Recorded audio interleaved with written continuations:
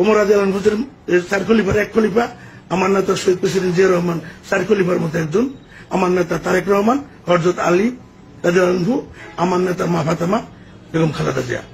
বাংলাদেশ জিন্দাবাদ। আল্লাহ হাফেজ, সবাই ভালো থাকবেন।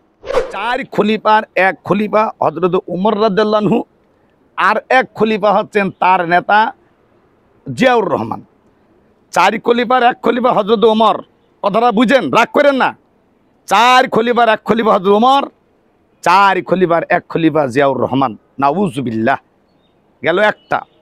2 নম্বর উনি বলছেন 4 খলিফার 1 খলিফা হযরত ওমর রাদিয়াল্লাহু আনহু, আর 4 খলিফার 1 খলিফা হযরত নাউজুবিল্লাহ জিয়াউর রহমান। নাউজুবিল্লাহ মিন যালিক। উনি আবারও বলছেন হযরতে আলী রাদিয়াল্লাহু আনহু হচ্ছেন আমার নেতা তারেক রহমান। হযরত আলী রাদিয়াল্লাহু, নাউজুবিল্লাহ, হযরত আলী রাদিয়াল্লাহু আনহু, হযরতে আলী রাদিয়াল্লাহু আনহু আমার নেতা তারেক রহমান।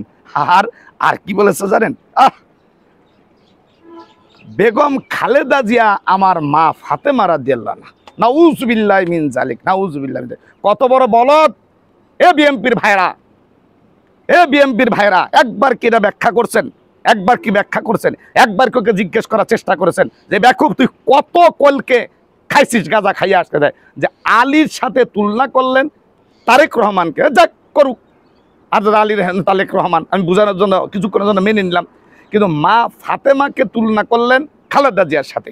নাউজুবিল্লাহ মিন যালিক। এইটা কেমনে মানলেন? আর ওকে কেমনে করেন? কারণ আলী রাদিয়াল্লাহু আনহুর স্ত্রী ছিলেন মা ফাতেমা, আলীর স্ত্রী ছিলেন মা ফাতেমা। জিয়াউর রহমানের সন্তান হলেন তারেক রহমান। তারেক রহমানের মা, গর্ভধারিণী মা, জননী হচ্ছেন আমাদের সাবেক প্রধানমন্ত্রী ম্যাডাম খালেদা জিয়া। তাহলে ওখানে হচ্ছে স্বামী স্ত্রী, আর এখানে ছেলে সন্তানকে স্বামী স্ত্রীর সাথে উদাহরণ দিলেন। এই বেকুব কত বড় বেকুব, কত বড় লজ্জাজনক কথা। এই কথার প্রতিবাদ বিএনপি করছে কিনা আমি জানি না, এই কথার জন্য ওকে শাস্তি দিছে কিনা জানি না, এই কথার জন্য বাহাবা পাওয়ার কিছু নাই। একে তো খলিফাদের সাথে তুলনা করেছে, সেটাও দাও একটা যদি তুলনা করলো, সেটাই না নাউজুবিল্লাহ। কিন্তু যেখানে আলীর সাথে ফাতেমার সাথে তুলনা করেছে, ওখানে আলীর স্ত্রী হলেন মা ফাতেমা, আর এই জায়গার ভিতরে জিয়াউর রহমানের সন্তান হলেন তারেক রহমান।